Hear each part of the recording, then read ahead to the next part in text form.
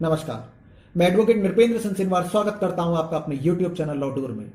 अपने पिछले वीडियो में मैंने आपको बताया था भारतीय संविधान की सीरीज भाग 2 में कैबिनेट मिशन योजना 1946, भारतीय संविधान सभा के गठन तथा भारतीय संविधान की निर्माण की प्रक्रिया के बारे में। आज इस वीडियो में मैं आपको बताऊंगा भारतीय संविधान के स्वरूप और स्रोतों के बारे में। तो आइए जानते हैं भारतीय संविधान के स्वरूप, स्रोत और विशेषताओं के बारे में। मूल संविधान में 395 अनुच्छेद, 22 भाषाएं, 4 परिशिष्ट तथा 8 अनुसूचियां थीं। बाद में समय समय पर संविधान संशोधन के माध्यम से इनकी संख्या में परिवर्तन हुआ। इनके बारे में हम आगामी भागों में भी चर्चा करेंगे।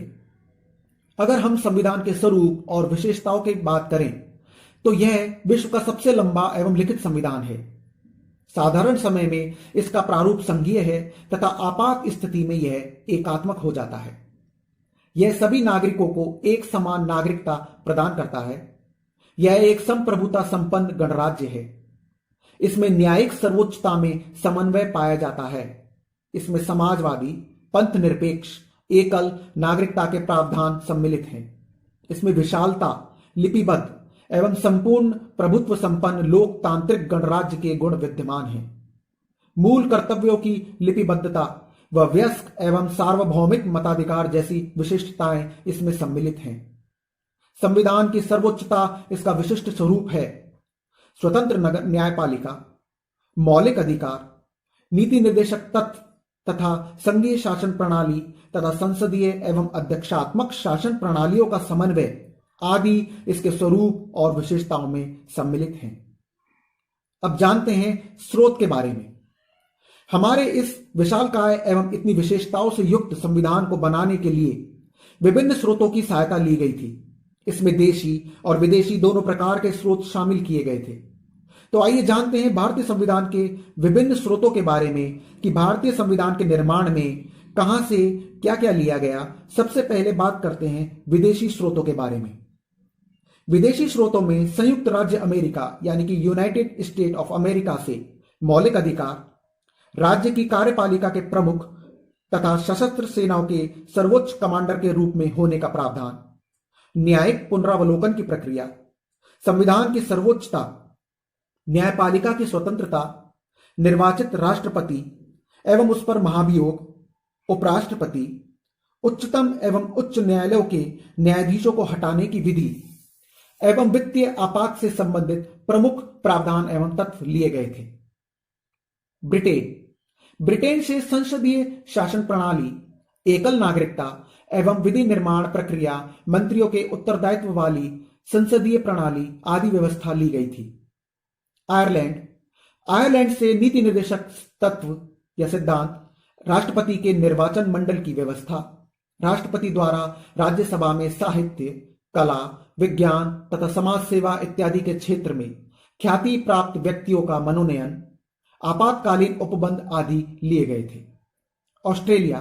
ऑस्ट्रेलिया से हमारे संविधान की प्रस्तावना की भाषा, समवर्ती सूची का प्रावधान, केंद्र तथा राज्य के बीच संबंध तथा शक्तियों का विभाजन, संसदीय विशेषाधिकार आदि लिए गए थे। जर्मनी से आपातकाल के प्रवर्तन के दौरान राष्ट्रपति को मौलिक अधिकार संबंधी शक्तियां ली गई थी।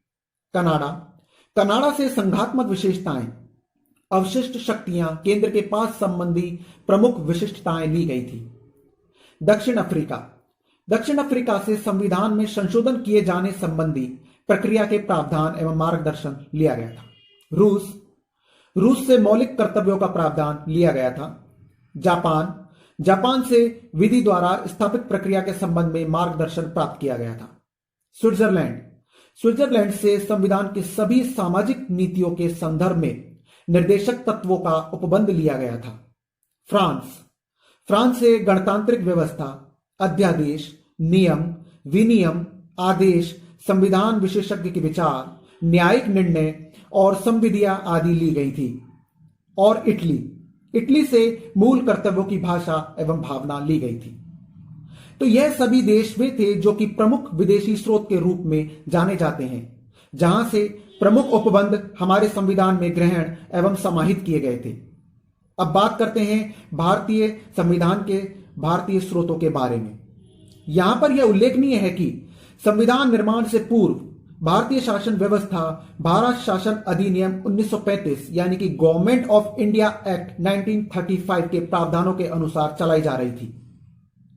भारतीय संविधान के भारतीय स्रोत के रूप में हम भारत के लोग तथा भारत शासन अधिनियम 1935 है। करीब 250 अनुच्छेद इसी अधिनियम से लिए गए हैं या उनमें थोड़ा बहुत परिवर्तन किया गया है। भारत शासन अधिनियम 1935 में से संघ तथा राज्यों के बीच शक्तियों का विभाजन, राष्ट्रपति की आपातकालीन शक्तियां, अल्पसंख्यक वर्गों के हितों की रक्षा, उच्चतम न्यायालय का अधीनस्थ न्यायालयों पर नियंत्रण, केंद्रीय शासन का राज्य के शासन में हस्तक्षेप, व्यवस्थापिका के 2 सदन आदि व्यवस्थाएं ली गई थी। अब जानते हैं देशी रियासतों के बारे में। उस समय देश के एकीकरण के लिए देशी रियासतों का विलय एक बहुत महत्वपूर्ण कार्य और विषय था। रियासतों के बारे में विलय के लिए सरदार वल्लभ भाई पटेल के नेतृत्व में रियासती मंत्रिमंडल का गठन हुआ था। जूनागढ़ रियासत का विलय जनमत संग्रह के आधार पर हुआ था तथा हैदराबाद रियासत का विलय पुलिस कार्रवाई के द्वारा किया गया था और जम्मू कश्मीर का विलय पत्र पर हस्ताक्षर के माध्यम से किया गया था। सर्वाधिक सदस्यों वाली रियासत मैसूर थी जिसकी सदस्य संख्या 7 थी। तो यह थी भारतीय संविधान के स्रोत, स्वरूप और विशेषताओं से संबंधित कुछ जानकारी। यह आपको कैसी लगी मुझे कमेंट बॉक्स में लिखकर जरूर बताइएगा तथा साथ ही मेरे चैनल को भी सब्सक्राइब करें जिससे कि मेरे अपकमिंग लेटेस्ट वीडियोस के बारे में भी आप जानकारी प्राप्त कर पाएंगे तथा साथ ही इस वीडियो को भी शेयर और लाइक जरूर करें जिससे कि किसी अन्य तक पहुंचे और वह भी इसका लाभ प्राप्त कर सके। अपने अगली वीडियो में हम जानेंगे भारतीय संविधान के प्रस्तावना, संघ और उसकी सीमाओं के बारे में, यानी कि preamble of the Indian constitution and the union and it's territory के बारे में। तो मिलते हैं अगली वीडियो में। नमस्कार।